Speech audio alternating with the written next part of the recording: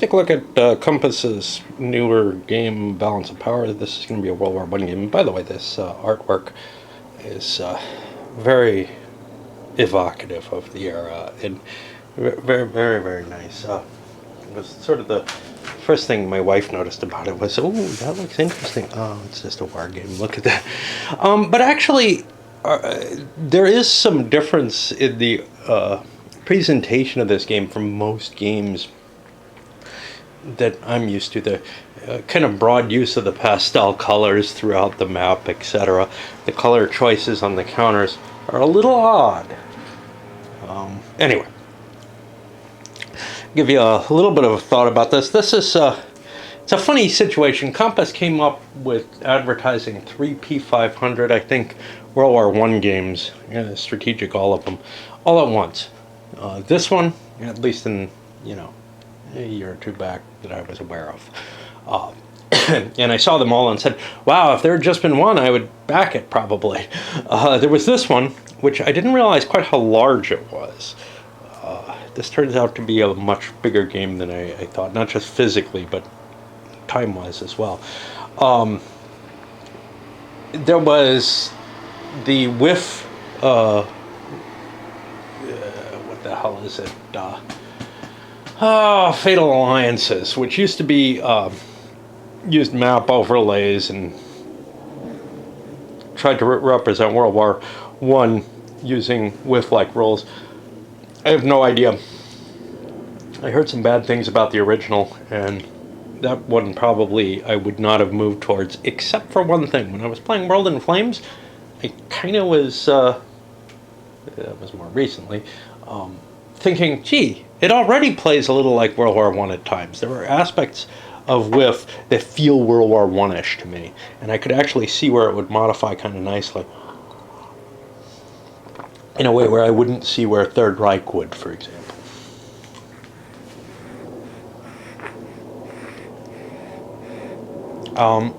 And then the third one is the lights go out, or the lamps go out, which I don't think has actually made it to publication yet. I got to play test that one. It's got some interesting ideas. It's a much, much smaller game, more in direct competition with the old SPI World War I, a couple hours, and I think, a one-sitting game, basically. Maybe even a moderate-sized sitting, maybe 4 hours or so, I think. Uses cards, and it was in rough form when I saw it, and I'm reserving, my decision on whether or not I want to pick it up. But, well, I did the same with all three, actually, because, 3 of them released at once. It was the same situation I faced with Unconditional Surrender and Supreme Commander, and then more recently with Triumph and Tragedy and Cataclysm, and there's another one out there. Oh, Churchill. Well, in the case of Triumph and Tragedy and Churchill, the two that I chose not to pick up, I ended up getting anyway. But in the case of this, yeah, I ended up picking it up as well. I had seen it at Consim World, and it looked interesting. And yeah, I know I'm babbling for a long time without getting to the rules, but I feel the context of the game is kind of neat. Anyway, I went a little further than I usually do in terms of prepping for a game, because this has some very interesting systems inside of it that it may have seemed to me like, well, I kind of understand them as I'm reading them, but I wasn't sure what the implications were, so I felt like I had to play out a little bit. So I actually played 3 scenarios, none of them fully through. I played the first few months of the war. There's a scenario that uses one map that does that. Kind of an interesting situation, and that led me to some reservations, but then I played a naval one that is meant to represent Jutland, just to kind of get yourself familiar with how the naval systems work. And finally, I tried one over in Africa, which, it's a nice little tiny map, but in and of itself as a standalone, I think, playing that is more like a magazine game, and there isn't anything there isn't enough that's really weird in Africa to have justified playing that for me. Although, you know, it does present you with an extra little game mat that is a way, you know, something you could actually play at a coffee shop or something. Okay, and we have that same cover on here. So, I'm probably going to need to take breaks during this, but I'm kind of hoping not to have to. Okay. So, component-wise, yeah, you have this big map, and wow, modular tables win again, right? In terms of the terrain, you have major cities, population centers noted on the map. Some of them have fortresses associated with them. The fortresses, the black ones are older fortresses, the red ones are newer fortresses. Actual counters, nothing too exciting here. Combat movement, right? On the back side is an entrenched status, kind of reminding you of the Great War. In fact, that's what I was looking at, was that this might be a replacement for the Great War. Well, it's bigger than that, I believe. Naval units have 3 values on them. This is a pre-dreadnought here. It's got a firepower rating, an armor rating, and a movement. Oh, wow. It's a radius, a patrol radius, which is not really your movement points. You can move up to 4 times that. We have some mines over here that get to attack ships when they move into them. Rulebook, full color, real paper, so you can actually write on it. Some examples for people who like that. I read through them because I wanted to understand sort of the feel of the game, and then came to the decision that they weren't enough. I actually had to move some pieces around. You know, when I'm facing a new system, that's a significantly new system, that's an issue. Over here we have the Africa map, different scale, obviously. Units move 1 hex per turn on there, and it also has, so one of the key things is these little markers here. These are your victory point centers, as it were. I don't remember what they're called, bargaining chips, because you can trade them away in the diplomacy system. And over here, this kind of messy looking thing is a representation of, you know, the entire world with sea zones and, you know, things like the German colony in China, or economic sphere in China, and their equivalent to Hong Kong. Charts and tables. So we have this one general record track where a lot of the information is kept.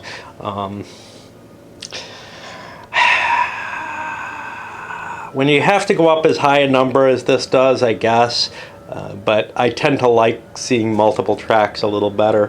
Whatever. This ends up covering your resource points that you have, and your victory points, and your national will as it's handled in this. It's got a lot of the designs in this, you know, equate kind of with the game that I see as the pinnacle of complexity and detail for World War I, which is La Grande Guerre. And it's got historical accuracy problems, but so yeah, you're going to be keeping track of what accounts for national will on here. You keep track of technological advances. Again, both national will and technology are handled in a so much lighter version than they are in La Grande Guerre, and that's kind of sad. I was kind of hoping for more detail in that. In fact, a lot of the things that I'm going to be comparing this to are things from La Grande Guerre, because it's the only game of really the same scope that I have. The only comparable thing maybe would be to take a look at their Weltkrieg's, you know, Grand Campaign rules. But honestly, I don't expect those to be terribly innovative, because Schrader was kind of convinced into, yeah, why don't you put together a Grand Campaign for this? And I don't think that a great deal of effort was made into making that a focus of the game. It's more going to be a backdrop for linking everything together and keeping the economy running, etc. Okay. I think I have to take a bit of a break. We have a couple of turn record tracks. One over here that handles the year, the months, the seasons. There are seasonal interfaces. And you can see I have kind of the seasonal forces that are due to come in for the end of 1914 and 1915. Present there. And then over here is one that's just the months, but the seasons are placed in between, depending on, you know, how much space you need. So for example, if you're not playing the Grand Campaign game, you may not need this naval setup for anything particularly. On the other hand, this weather chart is essentially baked into the seasonal track. So, you know, without it present here, it might be a little bit difficult to play without that information. You also don't have the year here. Do you really need it? Well, you can keep it on paper or just remember it.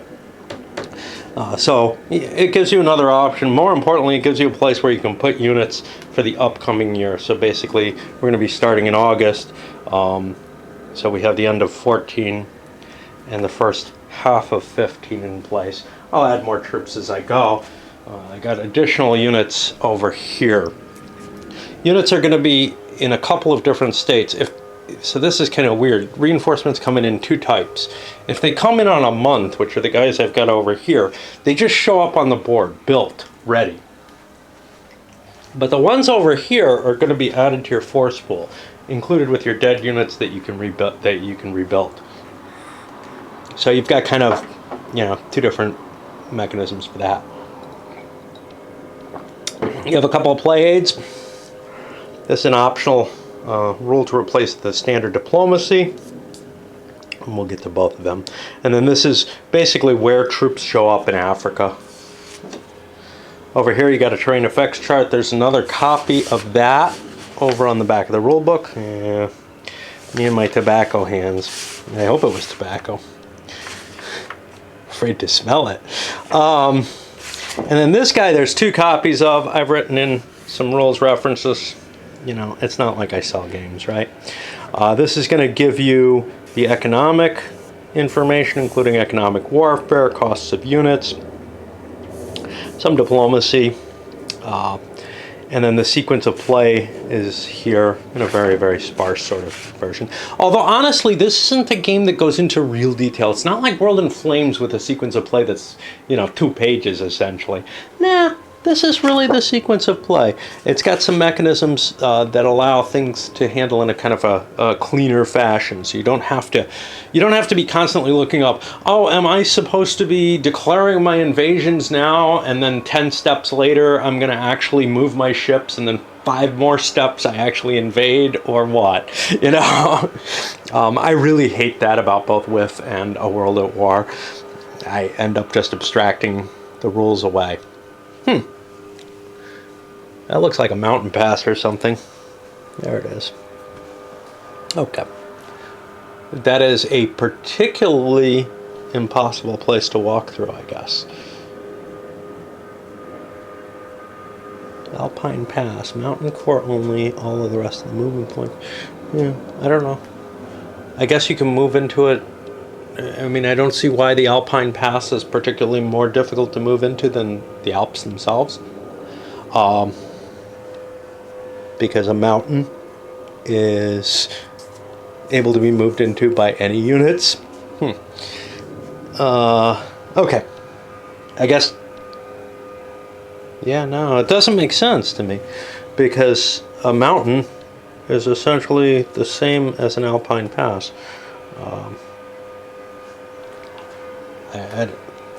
I don't even want to think about that anymore. So yeah, that was the economic side of this. Here you have the information summarized as to what the movement allowances, what the effect on combat and movement of the areas are, the stacking, really the same stuff here without the picture. The values of the quality of the fortresses in terms of different things that they have in effect.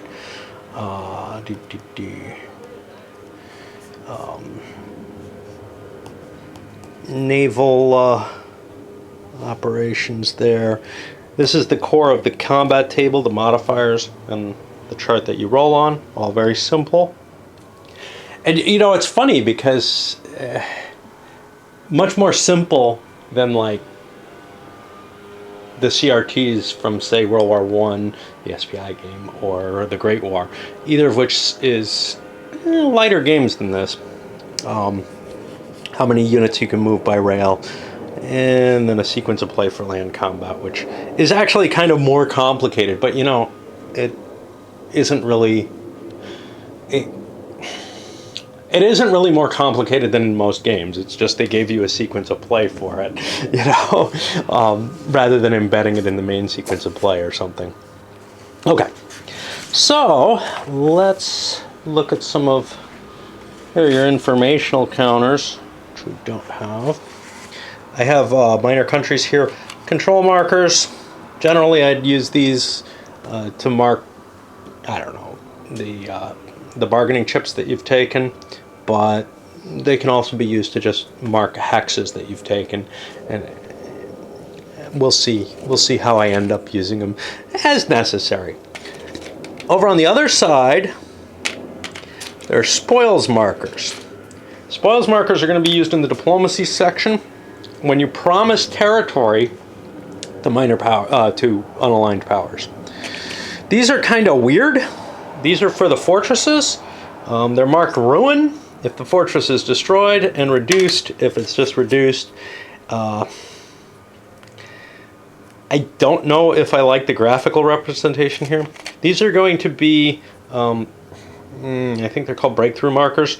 They indicate that you've captured some territory in the hex of the enemy, and that you've pushed him forward, and you're in a bit more exposed position than you would be if you're just in your front lines. And then double is double as much. Once you get enough of those, you take the whole hex, and I think that enough is 3. These are markers to track how many times Germany uses unconditional submarine warfare. As far as I remember, that is the determining factor for when the US comes in. So, you know, you can delay their entry as long as you like. We have somewhere an ASW track over here, which keeps track of how well anti-submarine warfare has progressed for everyone. Every time a sub makes an attack, it'll generate a point of ASW on there, and that'll make attacks less and less successful over time. Like I said, the minor powers, these are countries that haven't yet entered, and that's about it. Oh, no, I haven't gotten everything. Landing. When you make an invasion, you create a semi-land hex out at sea from which you can attack from. It's a kind of neat little way of handling things. It may actually simplify concepts rather than, you know, trying to pretend that the guys are out on the boats or whatever. These guys are trench warfare markers, or trench battle markers. When you attack an entrenched enemy in general, you can't attack that hex again in the same fortnight. We'll talk about fortnights in a little bit, but each turn basically has 2 action phases in it for each player. On the other side of that, oh no, this is the breakthrough. Okay, so this is, I don't remember what these are. These are like gained ground, but I don't know what they're called. The breakthrough indicates that you've shattered the opponent's line, and that it's really not a trench battle there anymore, and you can kind of leak through, and it's kind of interesting. These are infrastructure. They serve a couple of purposes. One is you can extend a rail net by just placing them down. You have to pay for them, but that now becomes a rail hex. But it's only sort of a temporary rail hex, which is to say that those could be expended in combat, actually, and they have some advantages for that. Okay.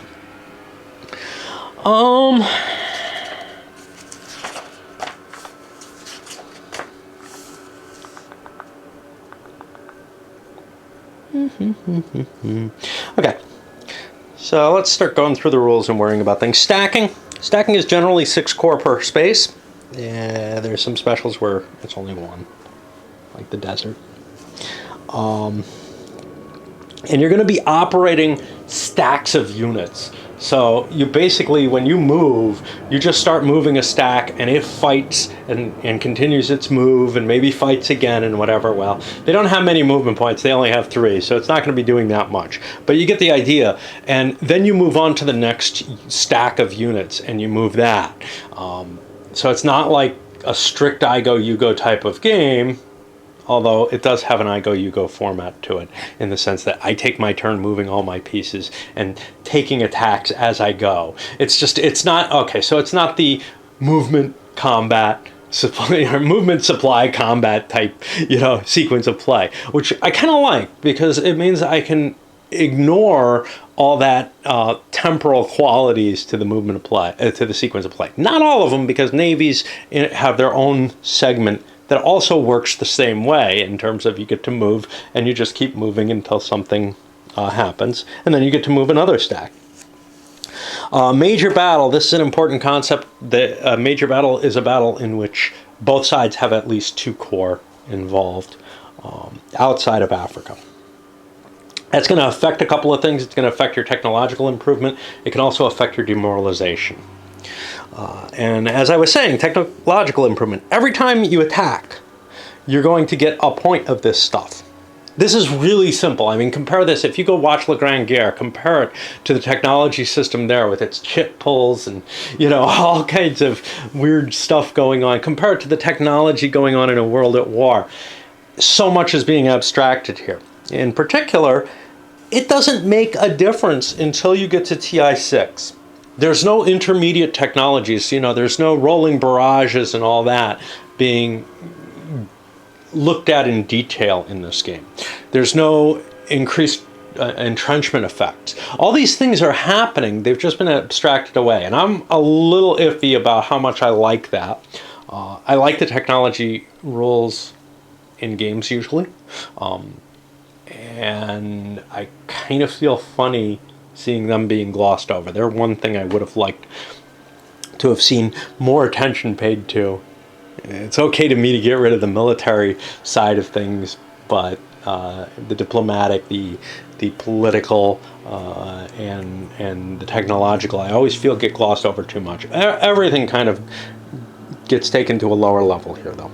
Anyway, that all gets glossed over, and then basically you're going to get a die roll once you get to a certain level to see whether or not you get a TI attack, tank infiltration, whatever. Tactical innovation is what they use. Tank infiltration is from the Great War.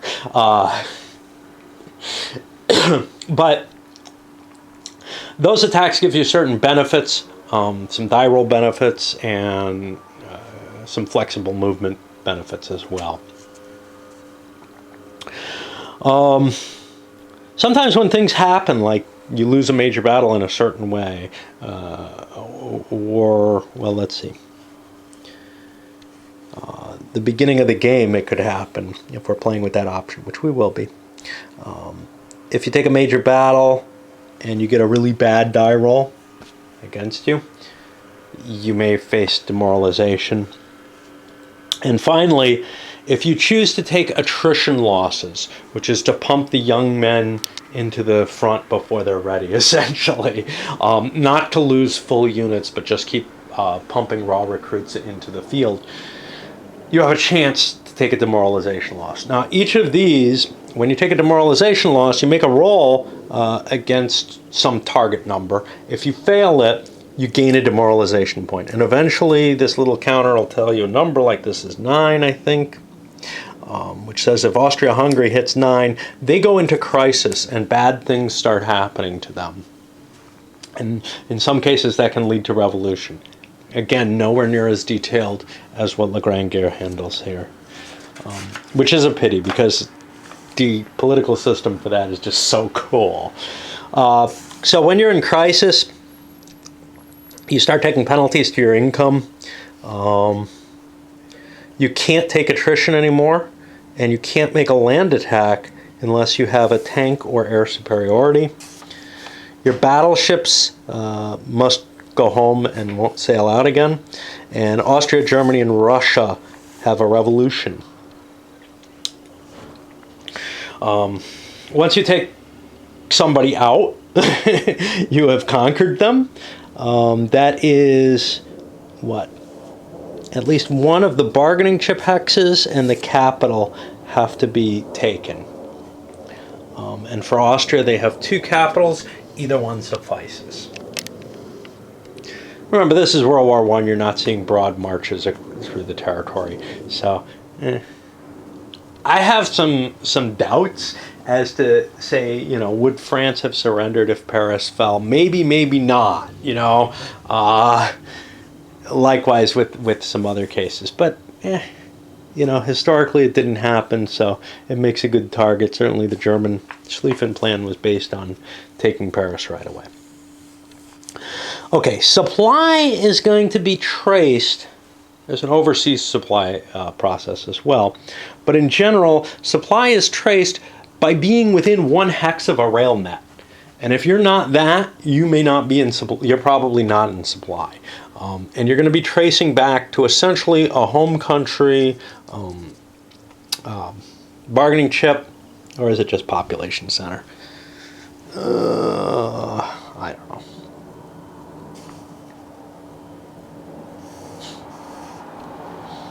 Yeah, bargaining chip or capital,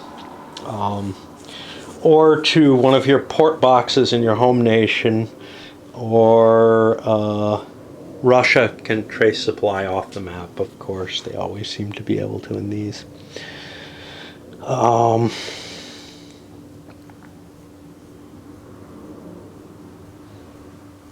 And like I said, supply is going to be traced over a rail net.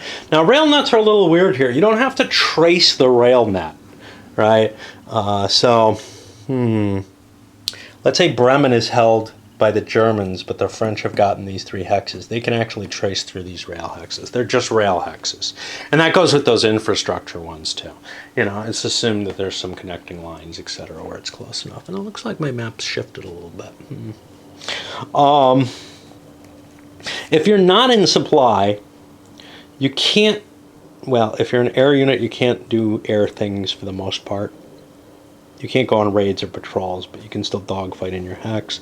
If you're a corps, you're not going to be able to use railroad movement. Probably shouldn't be too big a problem if you're not near the rail net, but the net could be cut further back. And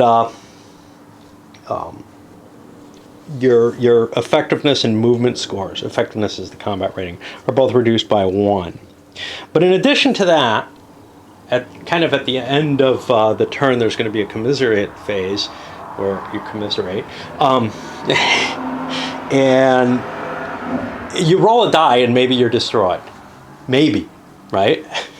So the whole encirclement and destruction up in the Maruzian Lakes, Tannenberg area, that may not destroy your army if you get cut off. And that's going to be based on the effectiveness of the forces involved. Now, obviously they're weakened, though, and they might have to fight their way out. And eventually, if they stay out of supply long enough, they're going to fail their role. Okay. I've already talked about how different forces are added. Some of them in the seasonal turns go into your force pool, which just means you can buy them. At the beginning of each season, you're going to go through a sequence of... By the way, there's an extra copy of this. I don't know if I mentioned that. There is not an extra copy of this one. So you get the additional force pool. Then you count your points. And basically, you get a certain amount of force points, which is based on what the season is. And once you're conquered, you produce less for your conqueror. You're allowed to transfer points. There's a limit to that. I think it's like 6. You can only receive 6 and you can only give 6. And you have to trace.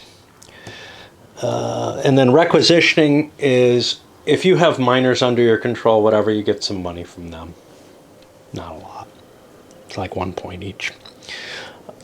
And you're responsible for them.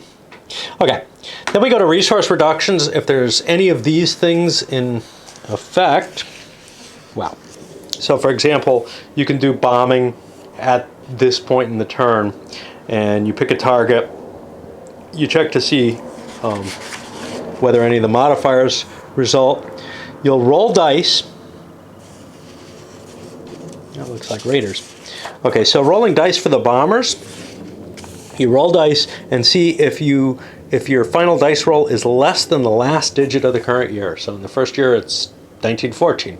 If you roll less than a 4, you've succeeded and you inflict a loss. After the air raid, any one enemy fighter unit that is that has the just rated strategic target and radius can make an attack roll against the bomber. And you can use the same fighter again and again. And there you'll use the fighter's machine gun roll on 2 dice, and you might cause a hit to the bomber. We don't have planes at the beginning of the game, so you're not going to see that for a while. Submarines work kind of similarly. The CP declares if he's doing unrestricted submarine warfare. If he does, he puts a marker on the calendar box. And then you count them up for the year. That's going to affect U.S. entry. But it also increases the damage that you're going to do from the U-boats. So there's 3 locations that U-boats can be in. I haven't played any of this, so this is a little less familiar to me. The North Atlantic box, the Mid-Atlantic box, and the Mediterranean gray space. Is there a Mediterranean space over here?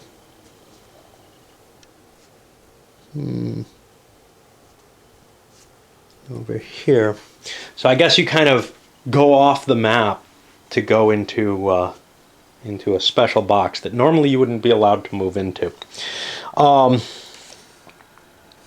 And you make a roll for each unit with a die 6. You have some modifiers there. And if you're doing unrestricted submarine warfare, you get a bonus, especially on the 5th season of unconditional sub-warfare. Some other bonuses based on ports ownership. And if you roll less than the number of steps of U-boats, and you can always fail, Britain loses a number of resource points equal to the difference between the die roll and the number of U-boat steps in that space. I think... And then you'll get to make an anti-submarine warfare roll.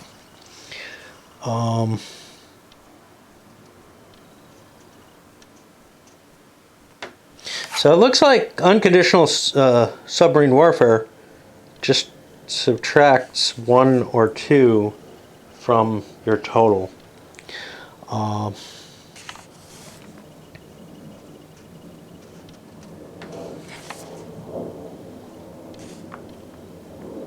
And eventually, after the 5th season, it's not going to make a difference because hunting the convoys becomes too difficult.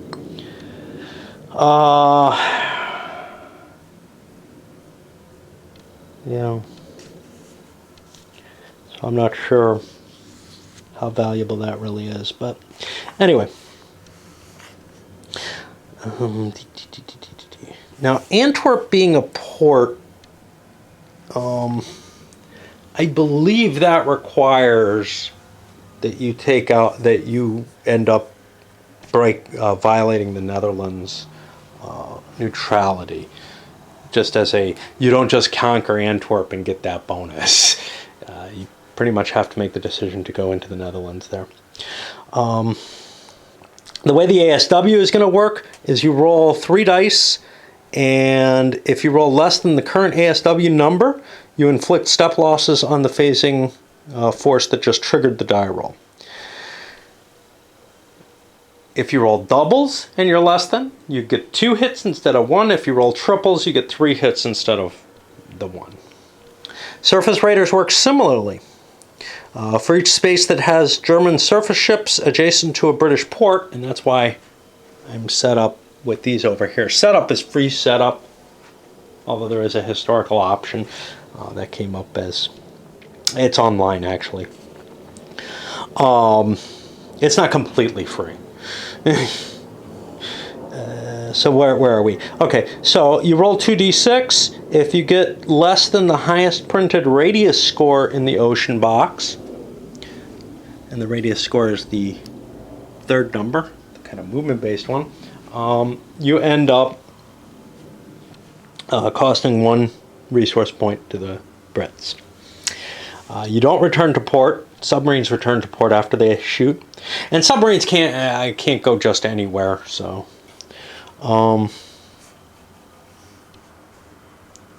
and that is about that. Let's see if I can squeeze in the last couple. Blockading. So the EP can blockade pretty much anyone on the CP. They have the options of close blockade for who? Each of these is subject to a close blockade. Alternatively, Germany and Austria-Hungary are subject to distant. Okay, a close blockade requires having a surface naval unit on or adjacent to each of the nation's home country port hexes during the seasonal turn. And that's not terribly easy. The same unit can cover more than one port. If it's a distant blockade, you just need a contiguous uninterrupted chain of surface ships and or units in mines from any box and basically cutting off the location. A blockade has the same effect to a nation simultaneously suffering both.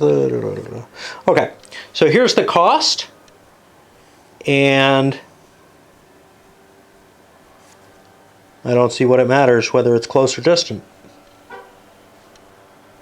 Yeah, it looks like they're exactly the same.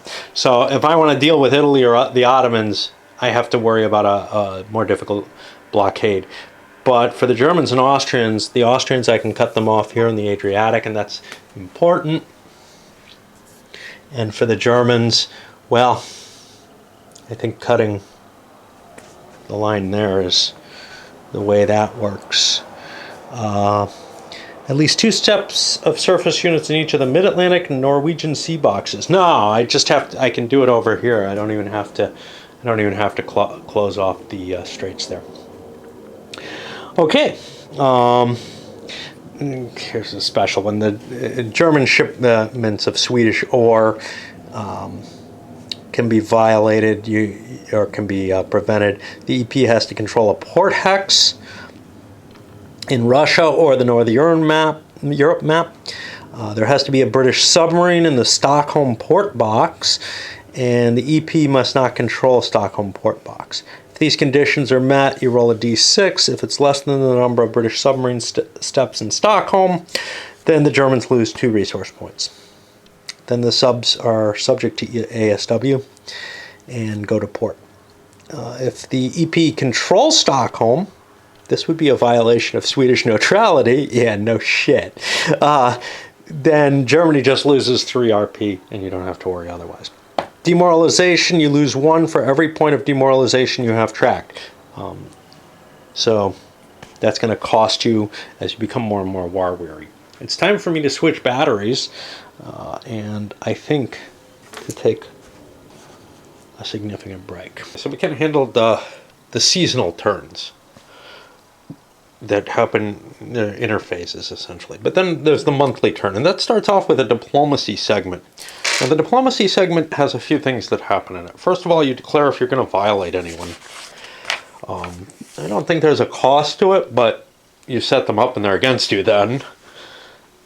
Then there's 2 separate sets of diplomacy rules.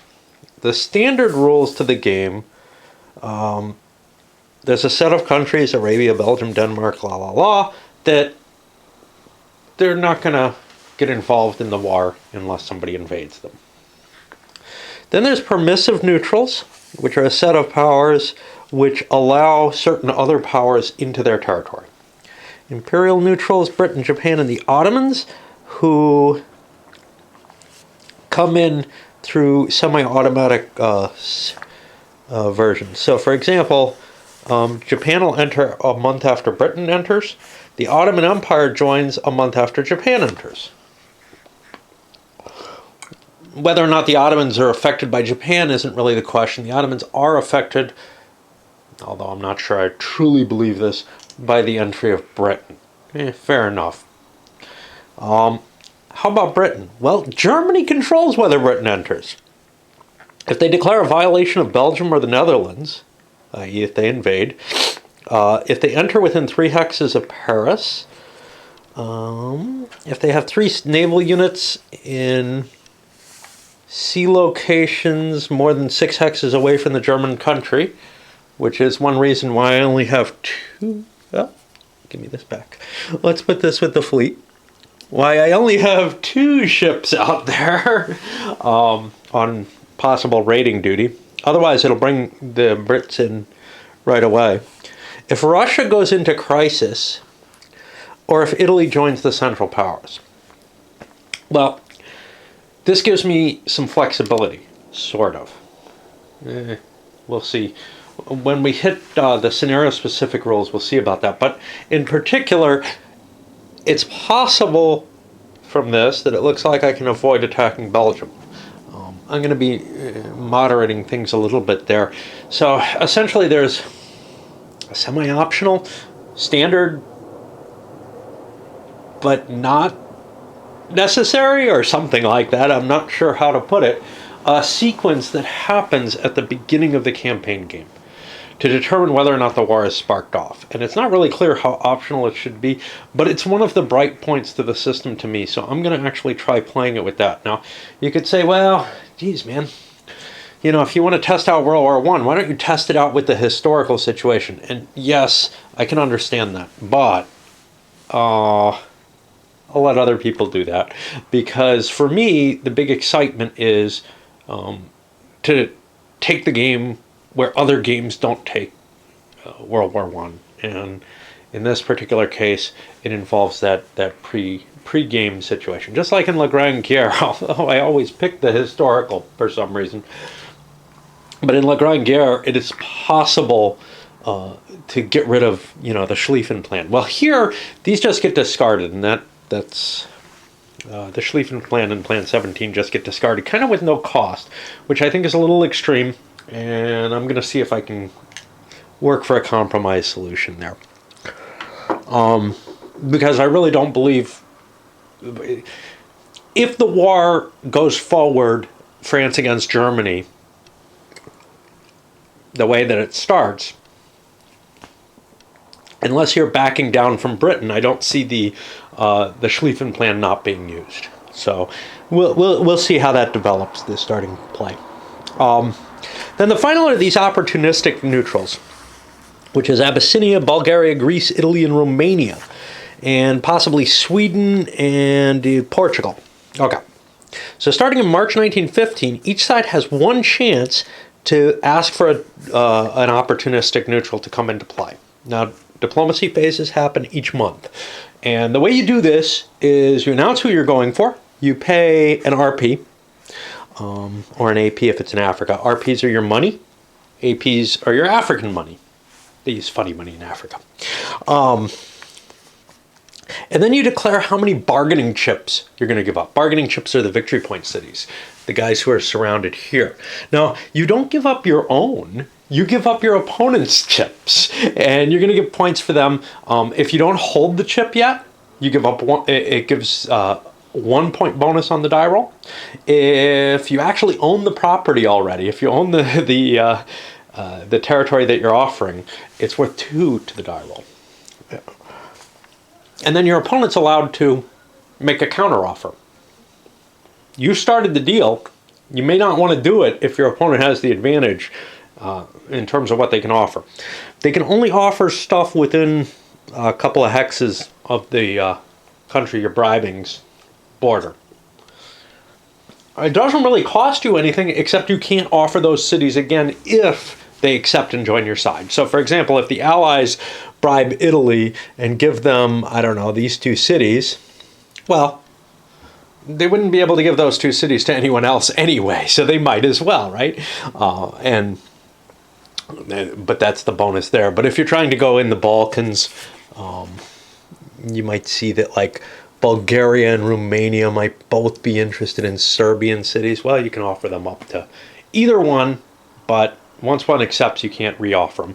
And that uses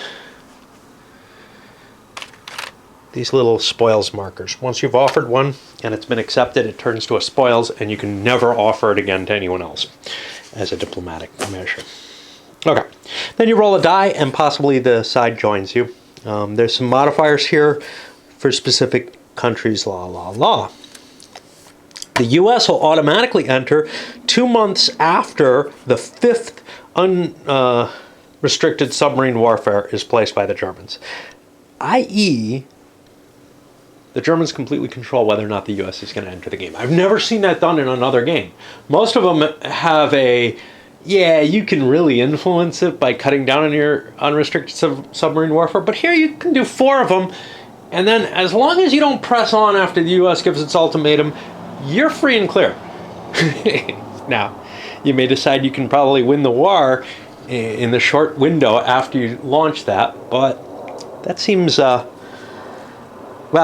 that's the thing most other games try to avoid. It seems kind of problematic to me, but we'll see. Okay, you don't like this? All right. Then we go to a system that's very much like, if you watched, and I'm sure more people are watching this than watch that, although maybe not to this extent, because you're sick of me and you turned it off.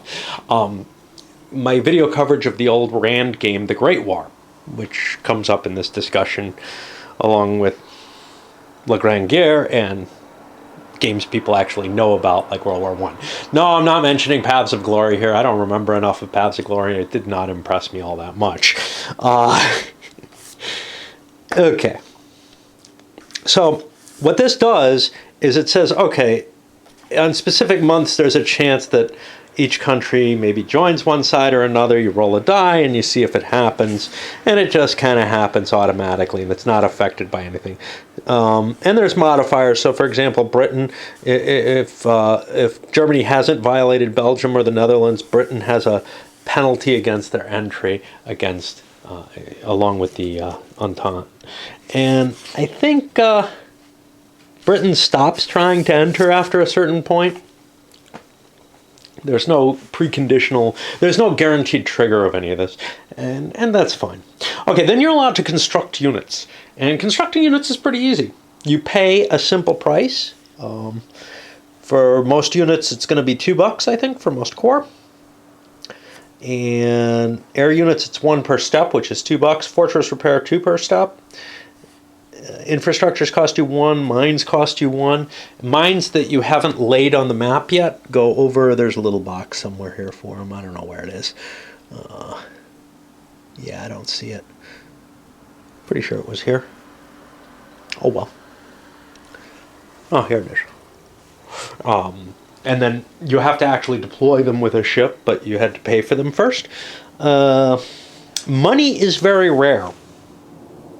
If we look at the resource point cost, it looks like there's actually quite a bit. You have a lot to spend it on. Not just units, but fighting, and it costs you 1 every time you fight. It costs you 1 to rail move. It's just very, very expensive what you have to do in this game. Anyway, you can build some things. They show up in general in your home country population centers for core. What about boats? So if you're repairing a boat, you roll a die to see how long it shows up. I'm not sure about procuring a boat. 1 year if you're buying a new boat. It takes a year before it comes up. I think you can buy both steps of it at once, so you don't have to roll another die to improve it. Okay. Then we get to something that I have not played at all, which is the aviation phase, because I didn't get far enough in the war that I needed to. So players alternate moving fighter units 1 at a time to a location within their radius, or they can pass. They must have supply before they start. They can't leave a location with an enemy fighter, i.e. they have to dogfight in that case. They can't pass through a neutral hex, violating airspace, and they can move only once.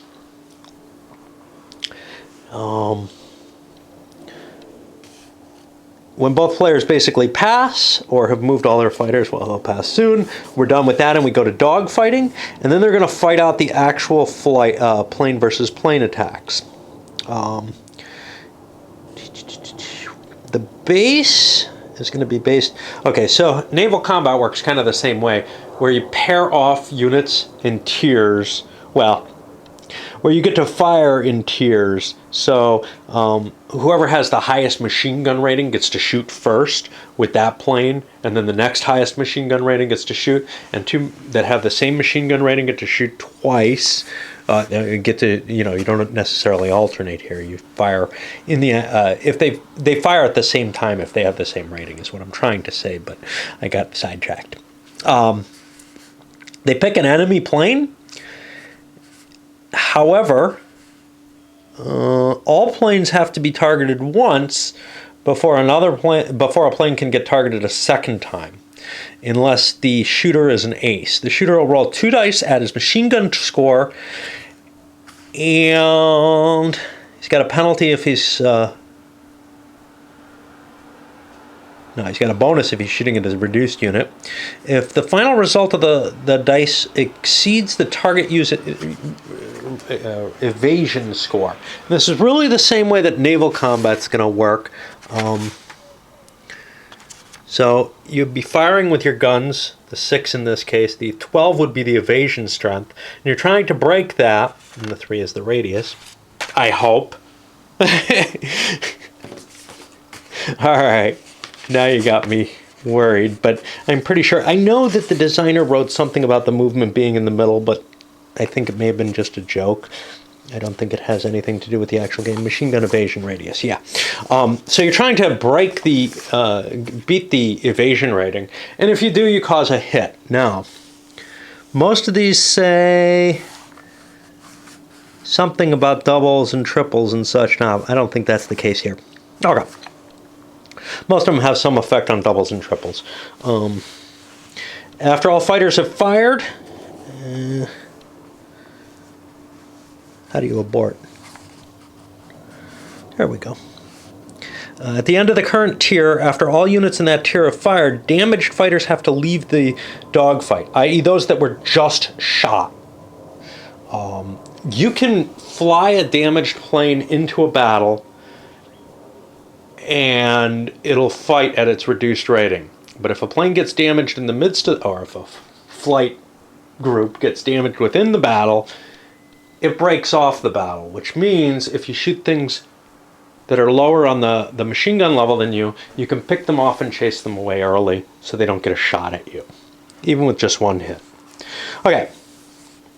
Now, fighters that are alone in a hex have air superiority over that hex. Yeah, you do multiple rounds of dogfighting until only one side is there. And air superiority is going to affect certain things in the land combat, in particular the reserve movement and also combat itself. Your spotting and all that crap. Okay, then we go to the Admiralty phase. And now, like with the diplomacy, there's 2 sets of rules for the Admiralty. I'm going to ignore the one. It's really just a basic set that says the Brits can land and trace sea supply and everything. Well, the Entente can trace it pretty much wherever they like. Well, that makes perfect sense if Britain's in the game. But if Britain's not a member of the Entente, it becomes a lot more questionable because the German Navy is pretty decent. But they can't actually move it out. So it becomes kind of a Austrian Navy, maybe Austro-Turkish Navy versus French Navy, and that becomes a pretty questionable situation. And then the German Navy is going to dominate the Baltic pretty much no matter what. Anyway, what about the specifics in here? Well, in the specifics here, if you're in the same space as a port and it's a friendly port, you're allowed to kind of take refuge in that port, and then people can't attack you there. The naval zone of patrol is, okay, let's see how it's written. So this is written, yeah. If you have more than one surface ship, essentially, they say stack, but then when they go further, they do specify in such a way that it's clear that this is the case. If you have more than one surface ship in a group, you exert a radius of control, not just in the hexes adjacent to you. And that's going to be important a little later when we get to actual contact with the enemy. So there's going to be two general quarters subphases in each naval segment. And basically, one side, the Central Powers always goes first in this, gets to move their units, and then the other side gets to move its units, if I understand this correctly. I think it's sequential here, unlike the patrols. Okay.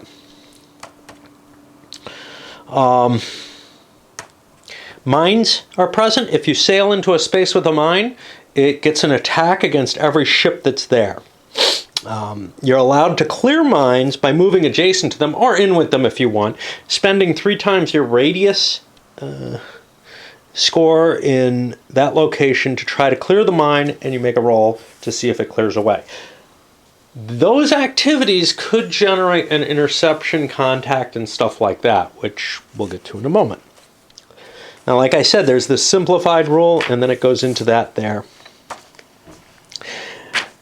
And then we jump into the land phase here, and then go back to the rules for the naval phase, because the rules for the naval phase are detailed. Well,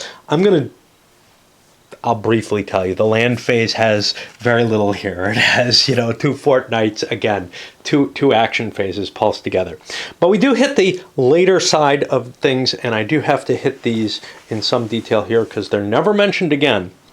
One of them, planes return to base at the end of the turn, after the land phase. Then you have to check for supply. If you're not in supply, you make a roll, see if your units are destroyed, essentially, if they don't have, if they can't beat their effectiveness. No, if they can't roll under their effectiveness rating. And then Austria, Hungary, Germany, and Russia can take a revolution. 2 months after they go into crisis, you roll a die. If it's less than the number of months since the crisis started, they go into revolution. But a 6 will never cause a revolution. You just keep rolling continuously, though, until you get it eventually. Once you're in revolution, you have no more resource points for the rest of the game. And nobody can give you any.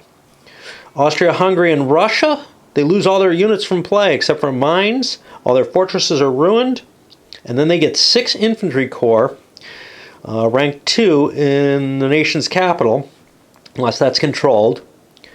And Germany's units stay on the board, but they won't be able to be replaced if damaged or eliminated. And they can't attack because you have no resource points, so you can't launch an attack. Although they can use their siege artillery to blow things up, which may be a kind of goofy side effect.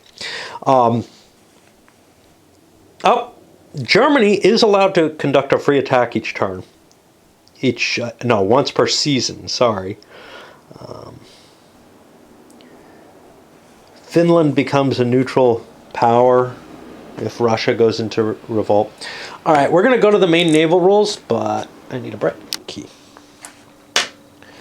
So, actual naval movement. There's 3 values on a naval unit that are important for movement. There's 3 values on a naval unit, but they're not important for movement.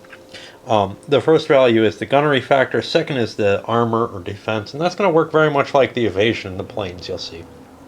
And the third value is the radius.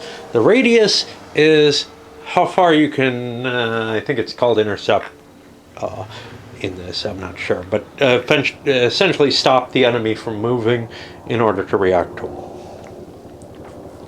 The range is going to be 4 times your radius. That's the maximum number of movement points that you have with a ship. And remember, it takes 3 times your radius to clear a minefield.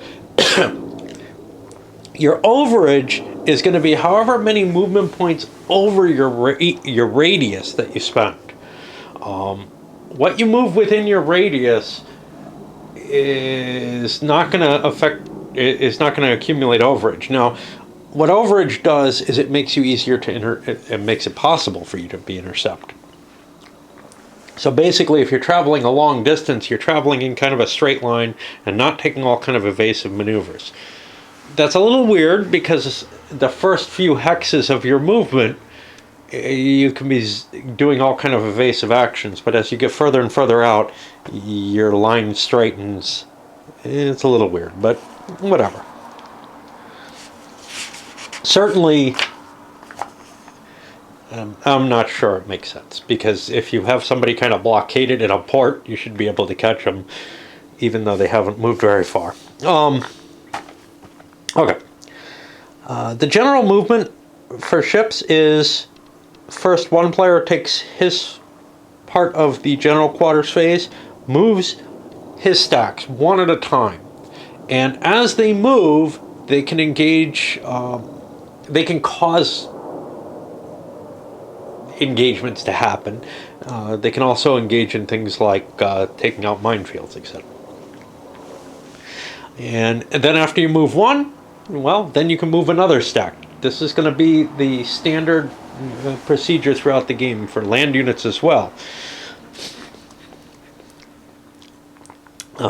You can move into a space with an enemy unit, but you can't go through a canal with either side of the canal enemy controlled. And there aren't a lot of canals in the game. Obviously, Kiel up here. Suez should have one. I don't know if there are. I think there's another one kicking around somewhere, but I can't think of it. Okay. As part of your movement, you can sail up to a coastal space where there is an enemy coastal space.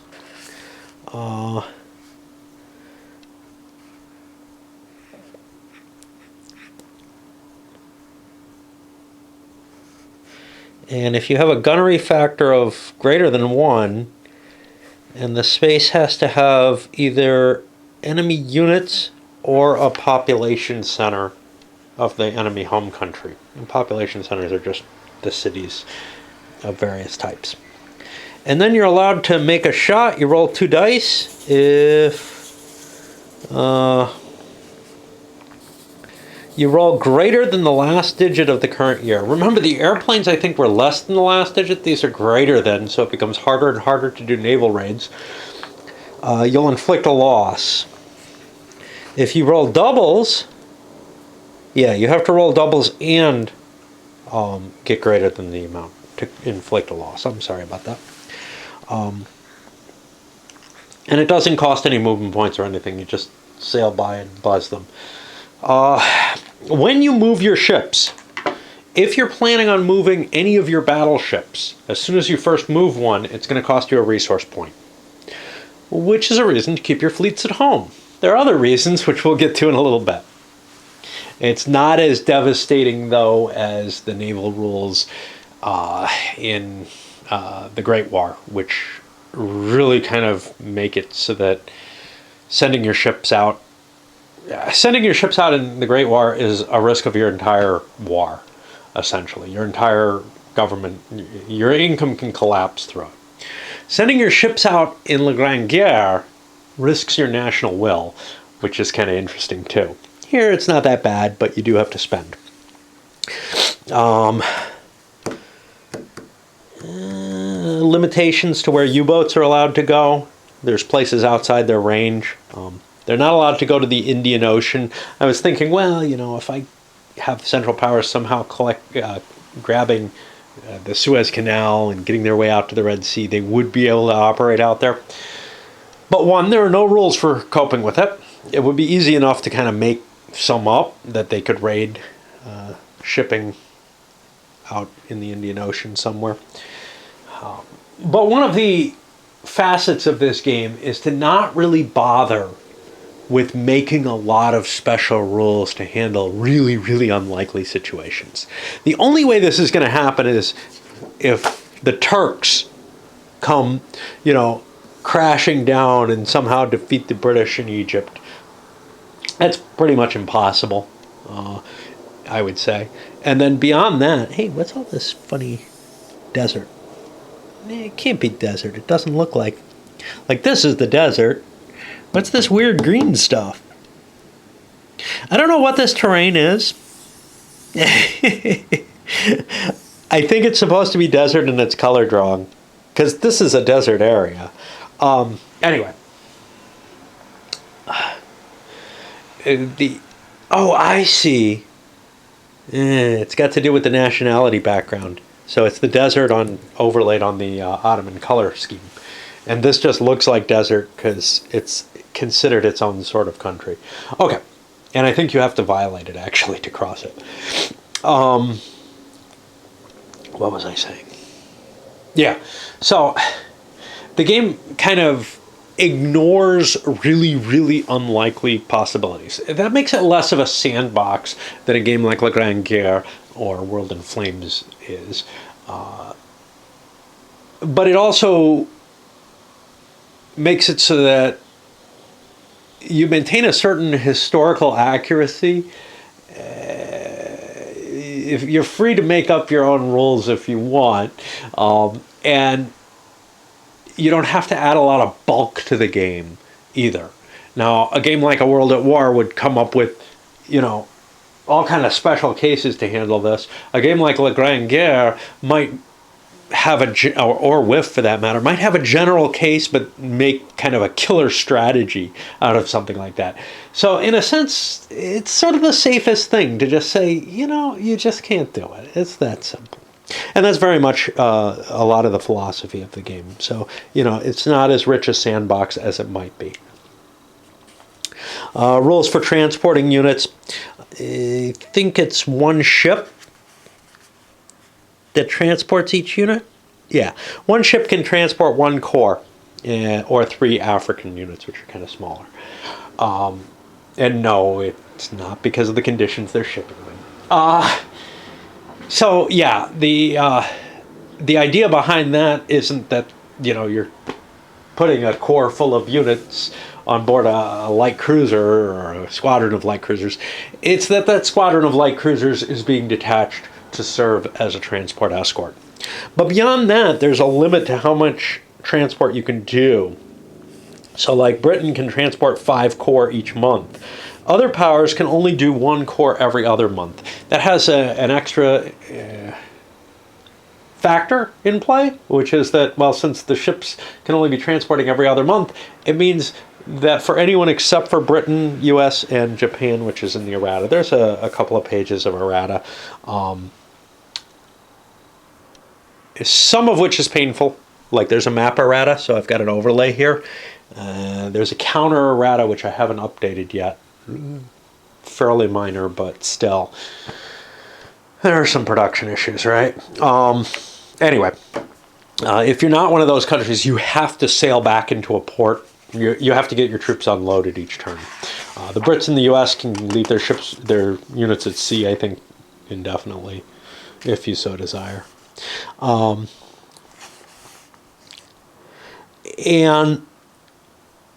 Let's see. If you debark in a port, I think you get some movement, and then there is somewhere or another a movement cost for this. I don't remember where it is. I'm not big on the naval rules, right? When an amphibious invasion is done, you do that by dropping, I've already kind of mentioned this, one of these landing counters next to where the boat is, and the troops get off onto the landing counter. It's sort of like an adjacent hex that's semi-land while it's being used.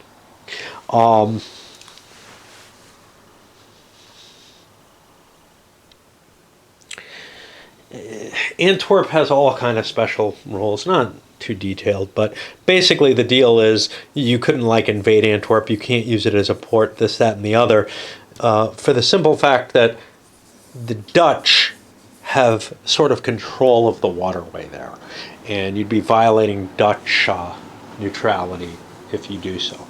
You can do it, but you have to declare war on the Dutch or have them allied.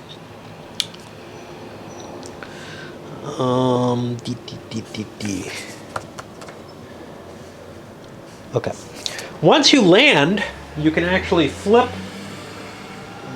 your landing counter, and on the other side it has an anchorage, and that allows you to put your ships there and to disembark there easily, but it does not allow the ships to have a safe place to hide from naval combat. Okay. So how do you interact with each other's ships? Well, the first thing is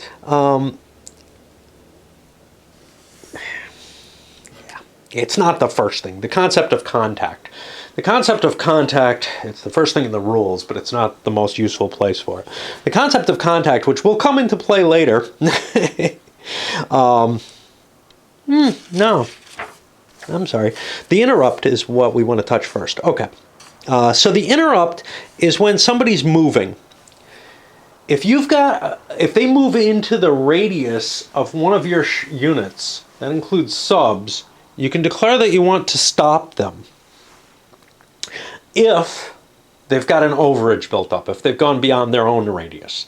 And you roll a die, and if you roll equal to or less than their overage, you stop them. And you can do this once per hex, and you pick one, the closest fleet to do it. That fleet doesn't intercept or anything, it just stops them. And then you'll have a chance to move closer and attack them, so that it can use this kind of I go, you go type system with an interception setup. It's kind of clever, actually. And with 2 general quarters turns per game turn, it gives the ability to actually, resolve a combat and move forward. It's an abstraction, but it's kind of a nice one, I think. Search and evasion. Okay, so anytime that you reach contact, and contact is going to be defined as being in the same hex, being adjacent hexes, or if you have same boxes, same hex, or if you have your naval zones of operations overlapping each other. So you can actually see each other from 2 hexes away if you're both stacks of more than one ship. If that happens, you can pause the action, whatever movement's going on.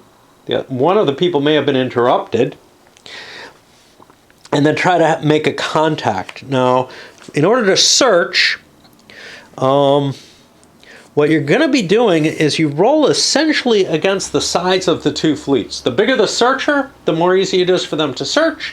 The bigger the searched for fleet, the easier it is to find. And you're basically, let's see,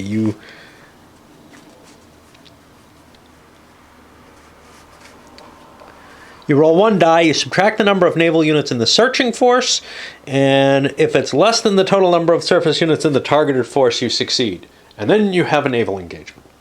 Either player can declare the search. If you've been searched for, you can try to evade, as long as your ships are faster than all the enemy ships that are looking, have a higher radius. And in order to do this, you roll 2 dice, and if you roll less than your radius score for the evading unit, the unit evades.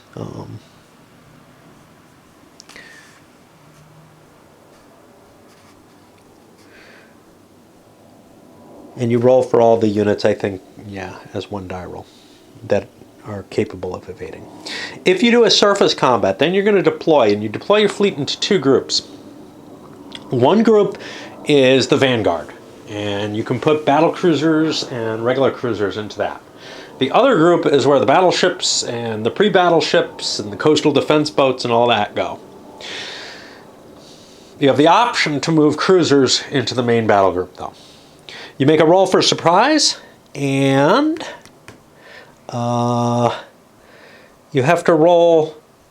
Okay, so if you roll greater than the number of ships you put in your van, you're surprised. If both sides do, it's no big deal, but if only one side does, their gunnery die rolls are going to have a penalty against the main force for when you hit that in the battle. Then you hit salvos. First, the 2 vans engage, and they're going to engage at gunnery factor tiers. So the higher the gunnery factor, these are all the same.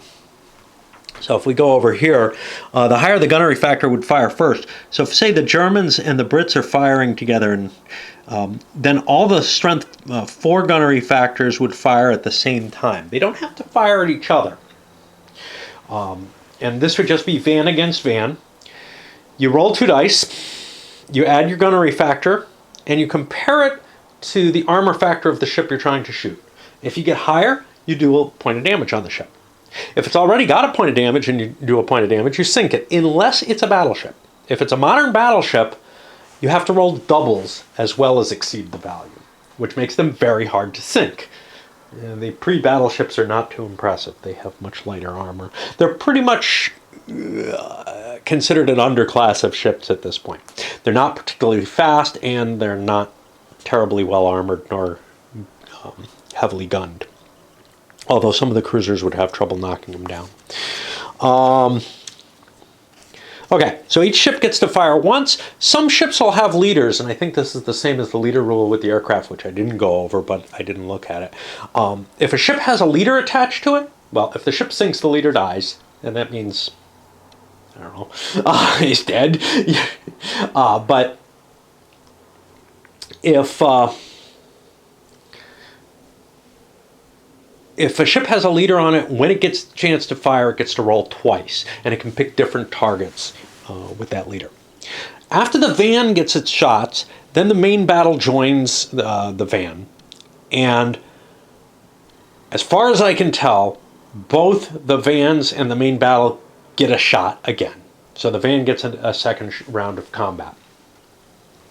However, all the ships have to target the main battle until every main battleship's been targeted once, at which point you're kind of free to target other ships and target the van.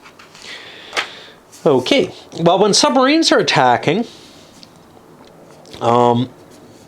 they simply roll their 2 dice against the shooter's torpedo score, or add the shooter's torpedo score, which is the same as the gunnery in terms of position, compare it to the armor.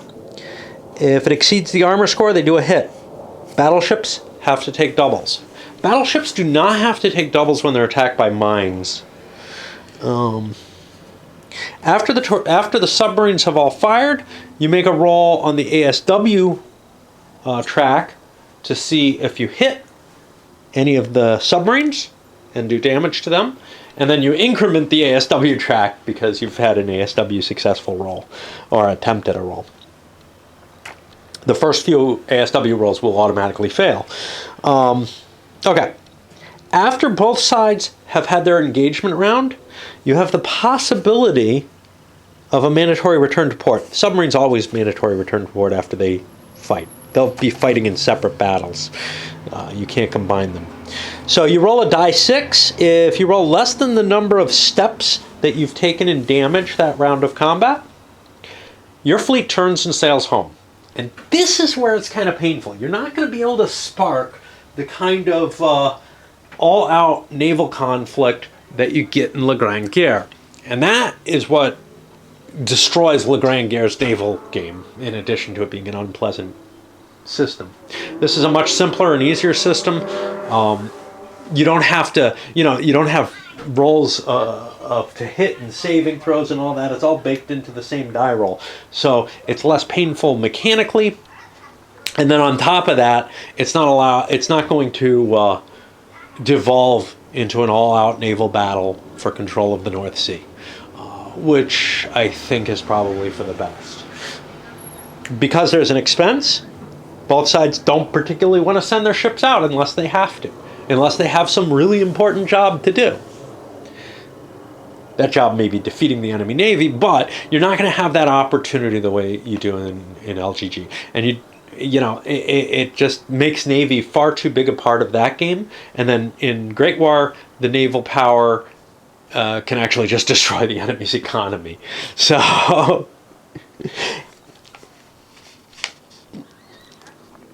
okay. And then after any combats, if you still have movement points left, you can continue moving. However, if you were interrupted, you don't still have movement points, right? Yeah.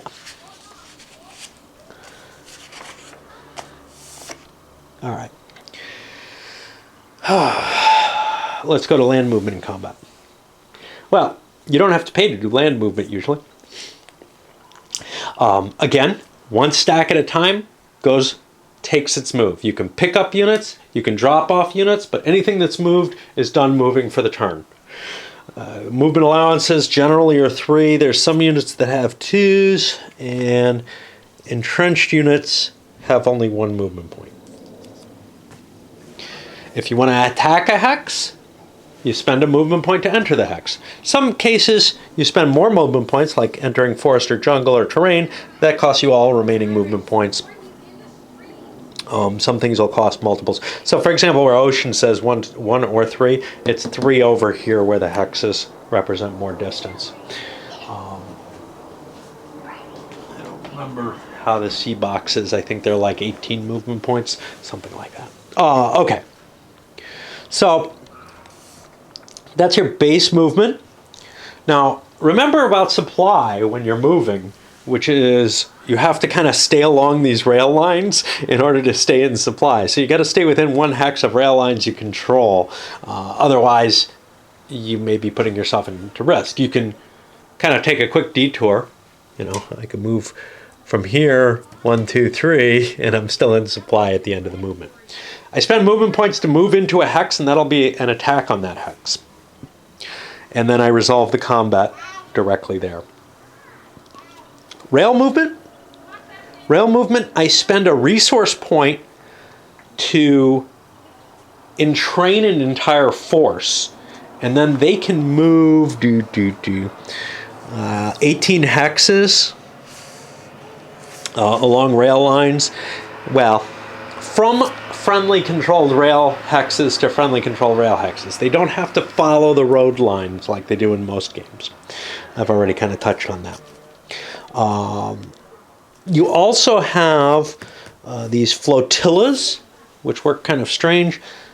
They're mainly over here. There's a Danube one over there in Austria-Hungary, but many of them, well, some of them are in Africa.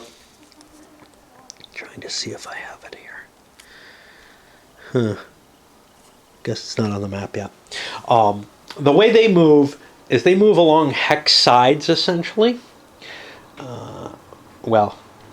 So they move in different ways. They move along a hex side inside from hex to hex, and they can cross lakes across hex to hex, etc. And that's really about it. They can actually do really weird stuff, like you could jump from here. Well, you could go from here to here to here, and basically you've just transferred between lakes without, really noticing that. Whatever. Entrenchment while you're moving. Instead of taking a move, you're allowed to spend your entire movement allowance to flip over to an entrenched side, or to unentrench. You could do this at any point. This is one of my worries in the game, is that a front is going to devolve into trench warfare a little earlier than it did historically. Is there any reason it shouldn't, that it couldn't? Not really. And that's one of the, okay, so why am I bothered by it? All right, there's other reasons too, but only really because the starting part of the war was a mobile war, but I'm not sure there was any reason it had to be. On the other hand, the French have fairly strong incentive to entrench everything here, as do maybe the Germans historically, to entrench along here. I don't know how much that's going to skew things, how big a problem that is. We shall see. But the truth of the matter is, there wasn't anything magical that happened between August 1914 and September 1914 that taught everybody how to dig in dirt. They knew how to do that. Entrenchment got much, much more sophisticated as the war went on. And that's not represented in the game, but neither are other things. So maybe it all kind of balances out. Now, when you're entrenched,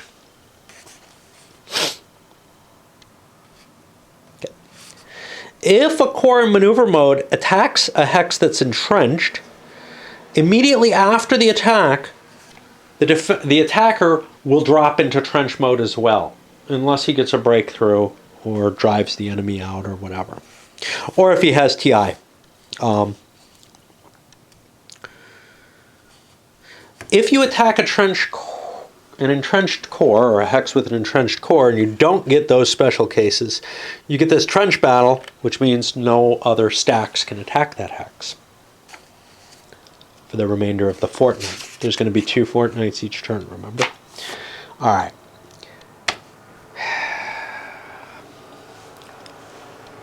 Let's take a pause. Doing games like Whiff and A World at War may have spoiled me with the rules, where I'm like, yeah, I'll take a couple of days to do them.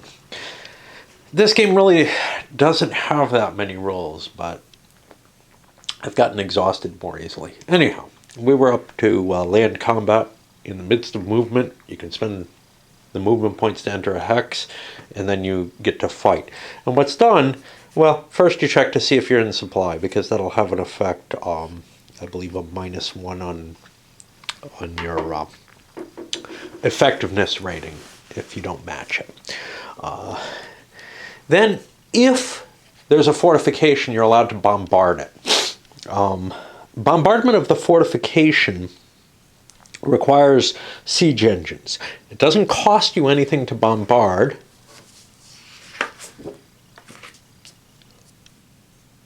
And I'm trying to see, I don't remember. Okay. If it's a black fortress, it's ruined and it's destroyed from the game. If it's a red fortress, you roll a die, and if you roll less than the number of siege artillery that you have in the attacking force, a single step loss is affected, which reduces the force. Now, step strength, I'm not sure what that's supposed to mean there. Okay. Okay. The fortress is going to then be a unit in the force with an effectiveness rating of its own, depending on whether it's intact or reduced. It doesn't exist if it's ruined. It's got its own movement rating. The gunnery, armor, and step strength is, well, the gunnery and armor is related to naval battles. It fires just as it would, just as a ship would in a naval battle. So they have a gunnery rating and an armor, but they have no effect and can't be further damaged by naval units in a naval battle. Naval units can count as, all your naval units in a hex can count as a siege engine if you're conducting an invasion of a fortress, which is enough to take out one of these Turkish fortresses, for example. So I don't know if there are any red fortresses that are ports. I'm not seeing any. Oh, the Austrian ones. Okay. Then the next thing that happens is the attacker has to spend a resource point to actually launch the attack. Once he does this, he's committed and can't change his mind based on, you know, reinforcements coming or whatever. Then the defender's allowed to commit reserves. If he's entrenched, he can try to roll to bring one adjacent unit into the battle. If it's a mobile unit, it immediately entrenches. If it's an entrenched unit, it stays entrenched. And you have some modifiers there based on, if it is mobile, it gets a bonus. If it wasn't, you know, on the front line, it gets a bonus. And if it has air superior, if your opponent has air superiority, it has a penalty. And then, really, you just scan down this. So whoever has air superiority gets a bonus. If there's any siege artillery involved, each one gives a +1 to the die roll, or all the naval. I'm not sure the naval can bombard fortifications.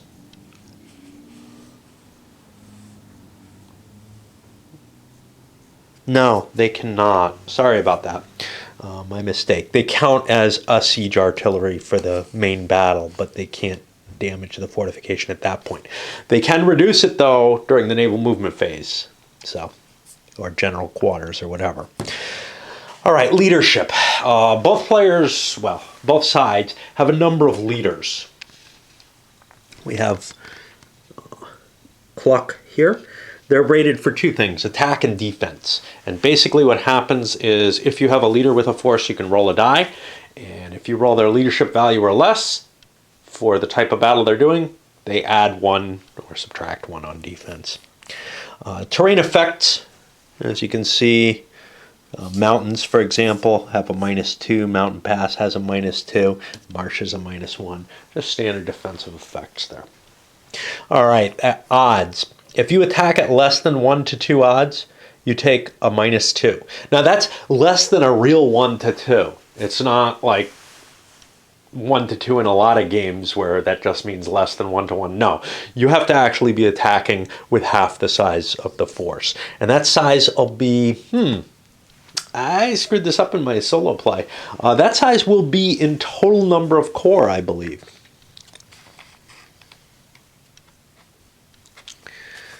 Yeah, rather than their effectiveness values. So effectiveness is one big thing. That's going to be your point unit, your lead unit.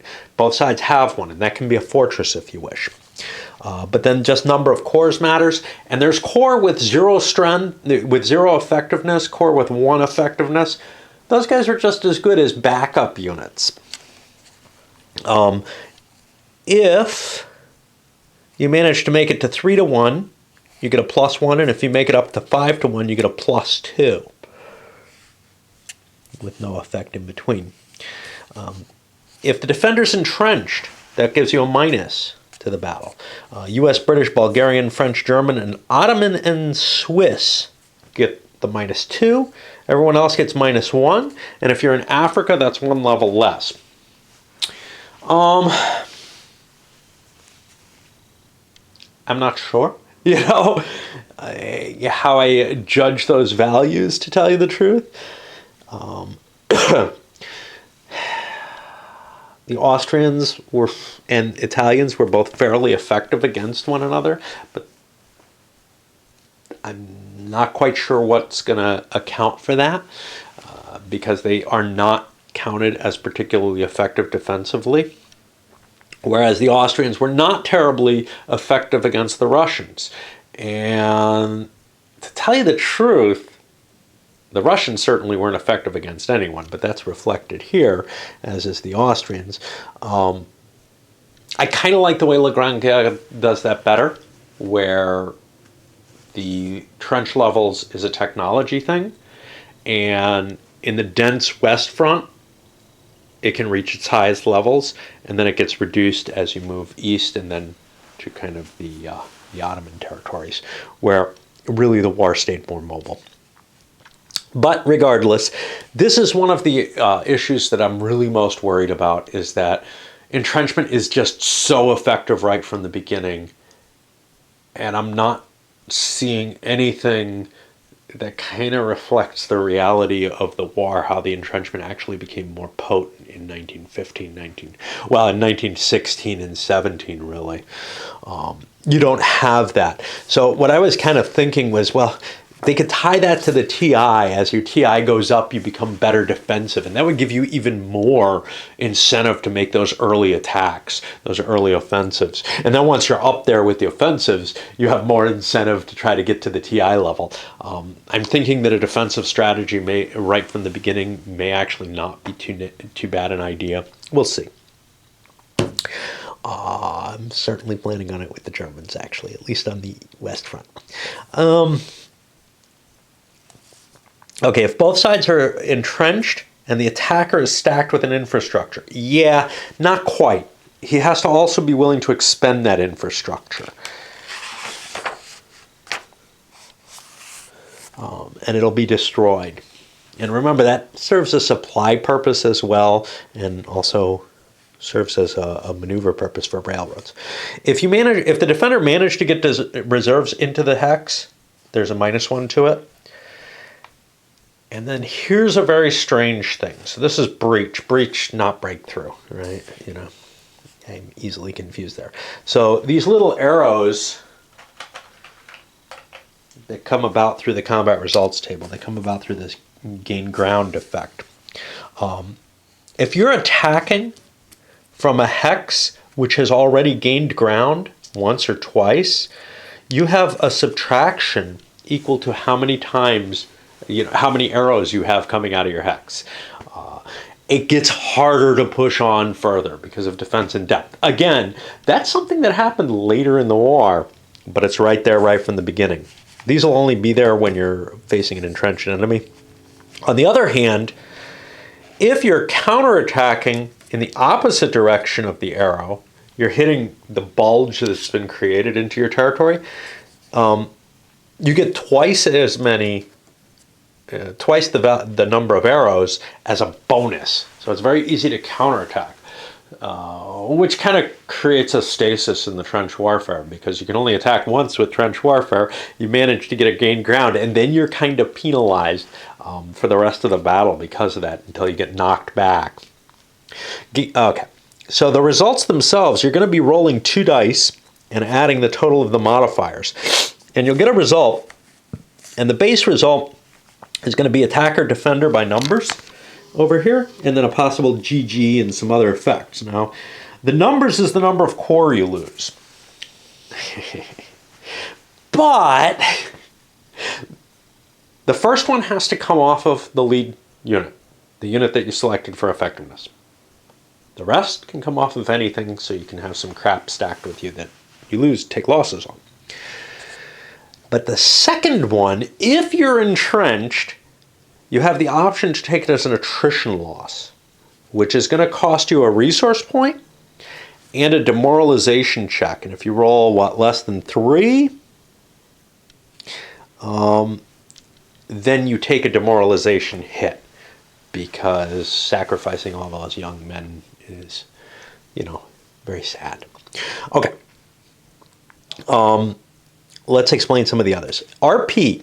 RP means it's the same as a 1, except you have the option to take a resource point instead.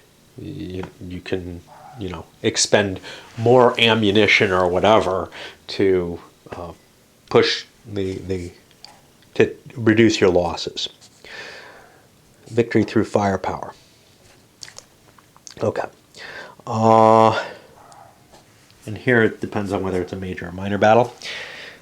One more thing that comes through is the GG, the gain ground, or give ground, or whatever. The defender, if he's not completely eliminated, what's going to happen is this gets up by 1. Once this hits 3, the defender is knocked out of the hex. Give ground, if it's hitting maneuver units, they have to retreat 1 to 3 hexes out of the hex, and the attacker gets the hex. But if it happens to entrenched units, it just indicates that you've created a little bulge in the sector. And I've explained the effects of that here. Now, what you'd love to get is a breakthrough. And that's what happens with 3 give grounds. All the defending units are going to... I'm sorry.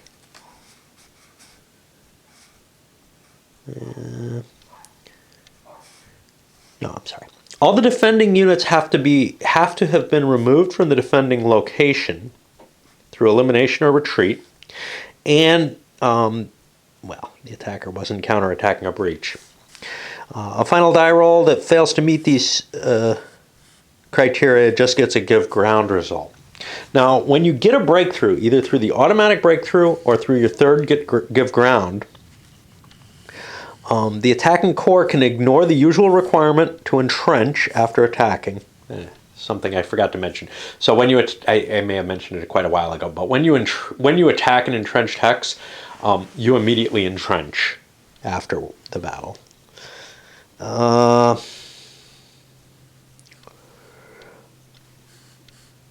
It also allows the phasing units to ignore the once per fortnight attack limit against entrenched defenders. So you're able to keep attacking it either with the same units if they still have movement allowance, or from other hexes, and put more pressure on it. And the breakthroughs will be marked with a breakthrough marker instead of an entrenchment, or instead of the trench marker. So instead of the trench battle that says, hey, you can only hit this once, you get this, which says people can keep hitting it.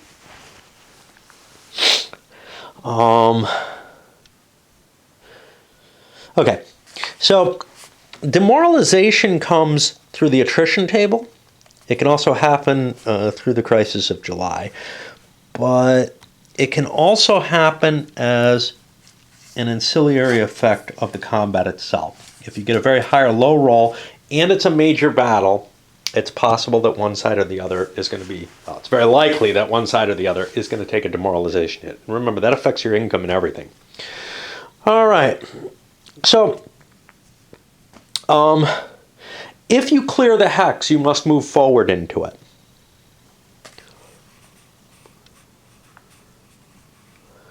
And then the attackers can keep moving in combat with points left. You don't have to enter a landing counter when you're attacking back against the sea, against a beachhead or something, because, well, that doesn't make a lot of sense, because your enemy could take the landing counter away. If the defender is not forced out of the location, the attacker stays in the attacking location, but the attacker can continue attacking as long as there's not a trench marker there.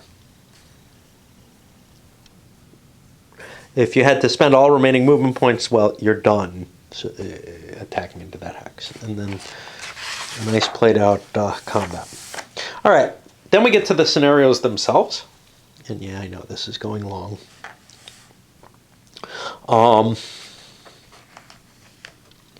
And the first thing they talk about is the Crisis of July, which really is only for the Grand Campaign, and we'll be doing this. It poses the players with a series of choices. So, for example, you have the assassination. Okay, now what? Well, now Austria has the next move. Do they seek support or do they just attack Serbia? And your side is gaining a war guilt number. And there's going to be a roll at the end of this whole thing to see who's assessed with being the guilty party by history or whatever. And, that may affect peace conditions or something to some extent. And you're just going to continue on down this. Now, each of the alternate history results, like immediately strike Serbia, well, that's going to start the war right away. As a possibility. Or Russia could jump ahead in the script and say, well, I don't want that to happen. And then he has the option to try to change things a little bit. It's possible that you end up not at war in August 1914. If you end up ever at the powder keg table, which I believe, is that what happens here? Yeah, so Russia has the choice of skipping to step 5, which is, okay, we're going to try to push the war in August 1914, or going to the powder keg table. The powder keg table is going to be a simple roll on here. You don't know what's going to happen.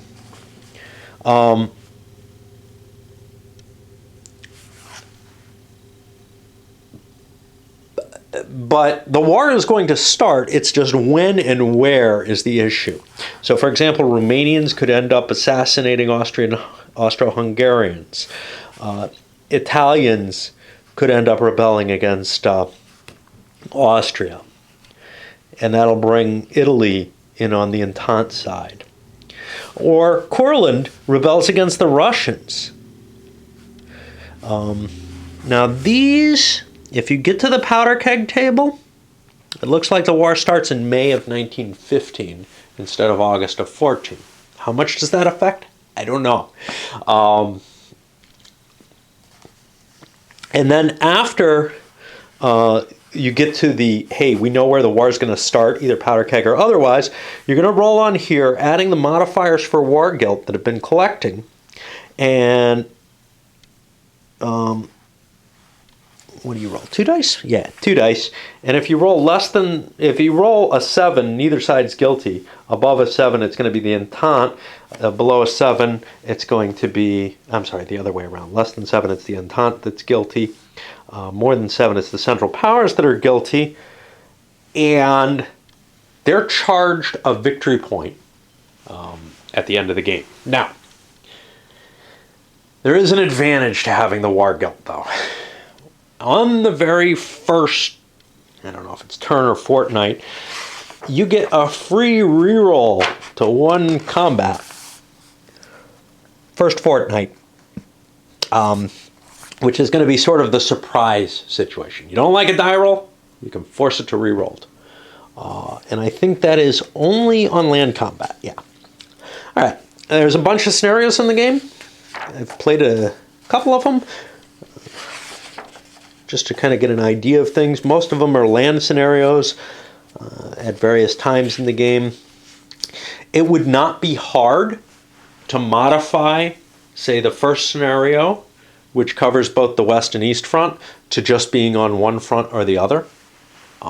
You probably wouldn't want to go too deep into the war that way because there's the transfer in forces and such.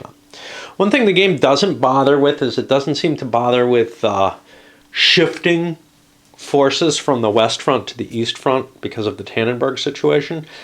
It's possible you could do it using rails, but what I found was you get reinforcements coming in September, and they kind of equate to it. Another interesting thing is Hindenburg's not in the game. All you have is Ludendorff. You know, historians more or less, I think, see Ludendorff as more the actual general and genius behind the operations there. Well, and Hoffman, but for a long time, Hindenburg was the man who was given the credit for it, and he became the hero. Whatever. I'm never sure how to react with something like that. Okay, then we have the Grand Campaign, which is what we're going to be looking at. And the goal here is, all right, at the end of August 1918, after Revolution, the Entente has the choice to end the game with the victory points as they set. Or you can extend it for another season. And you can do that twice. Each extension loses him a victory point. So, you know, it might be the case that you'd rather take the peace at that point.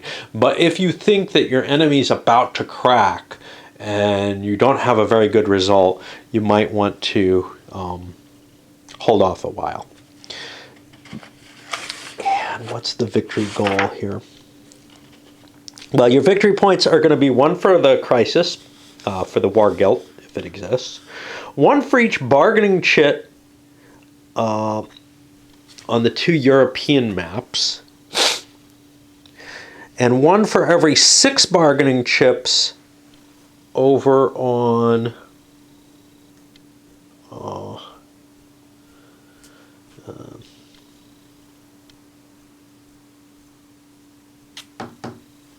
the Ottoman map. These are all Entente points. 2 points if Germany gets a revolution. 2 points if Austria-Hungary gets a revolution. But -2 if Russia has a revolution. And you lose 1 for each season that you extend the game.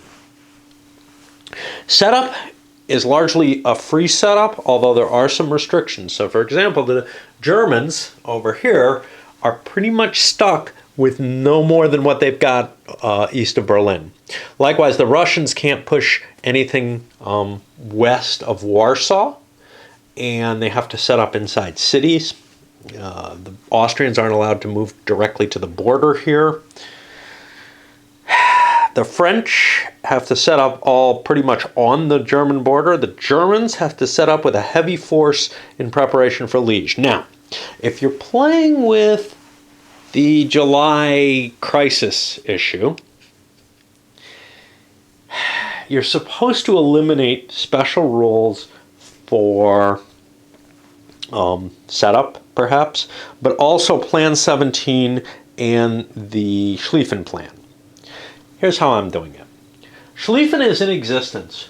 I'm not sure what happens if the Germans ignored Schlieffen with the start of the war.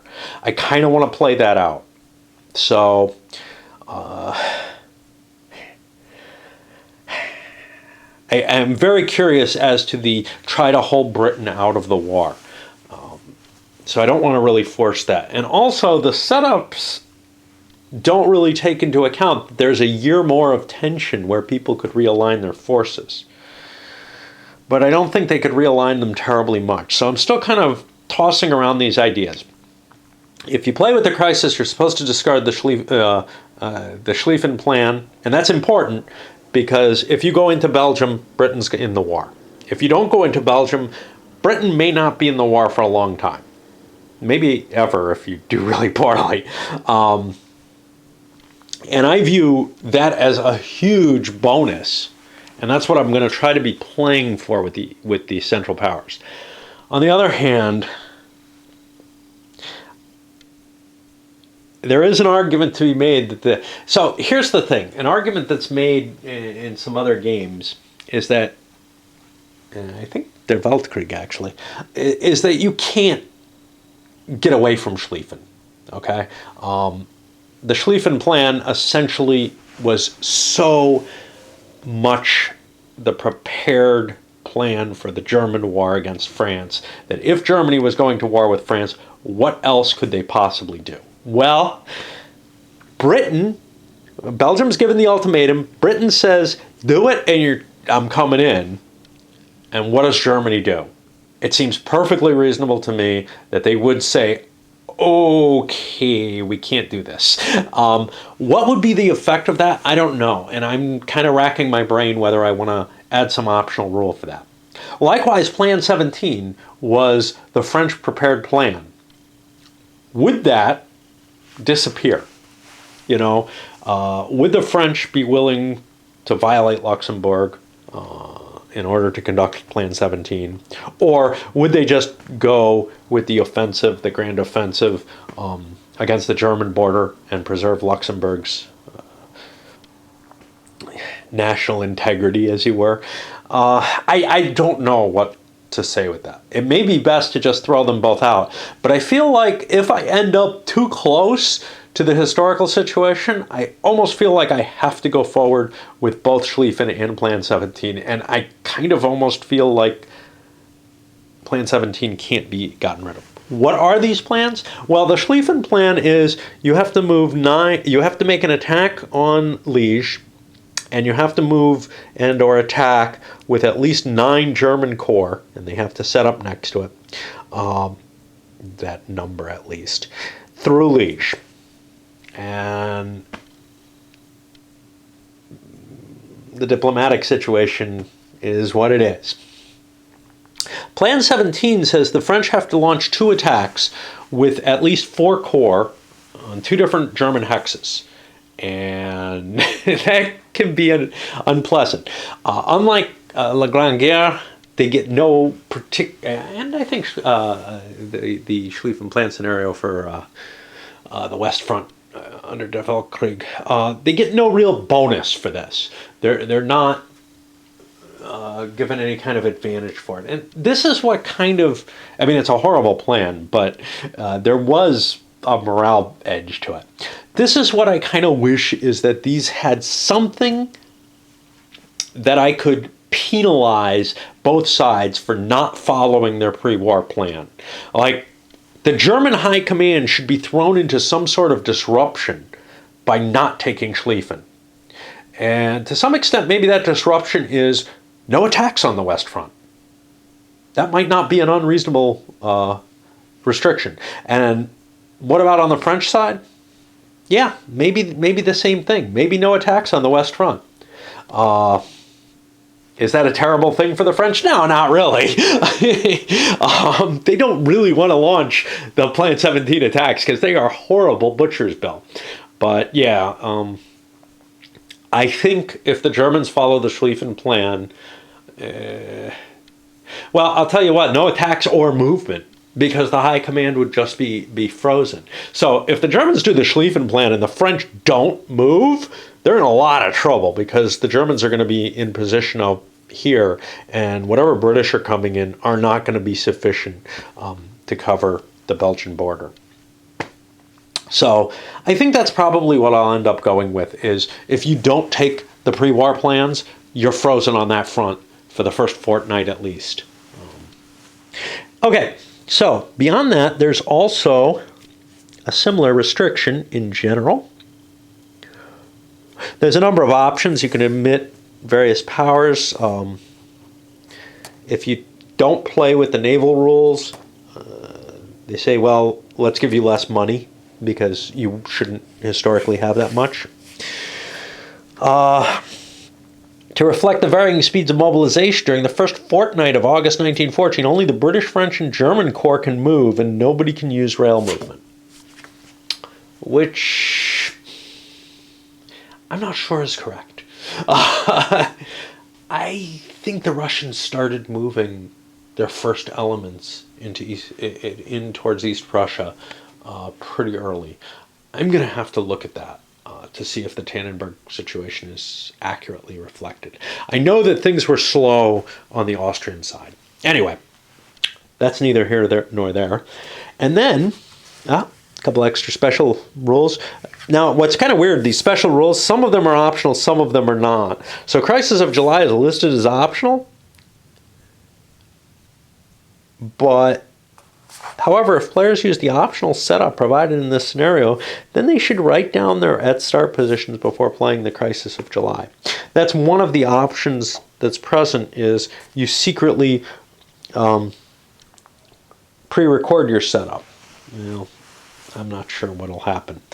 I'm also not sure what should happen if the political situation changes. I feel like, anything that starts in August 1914, I'm good with the original setup.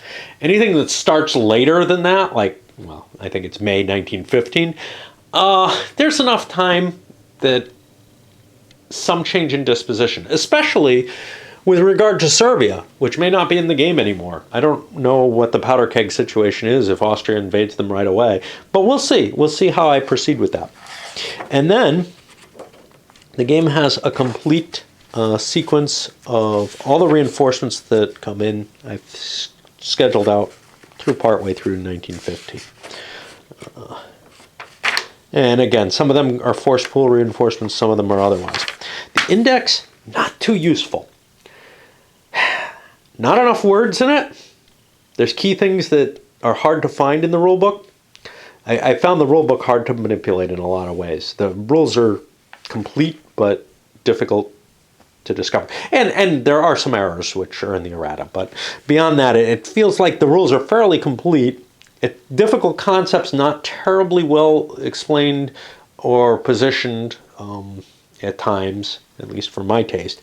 But the index is really problematic. Not only are there not enough of the words, but then here, resource point, every single place where the word resource point is mentioned is basically indexed in it, which to me is kind of crazy for an index. I'm not sure, it's as though there was a decision not to make any kind of culling on it. It was just, well, if we're adding this word and we have room for it, well, then we're going to add every reference to that word.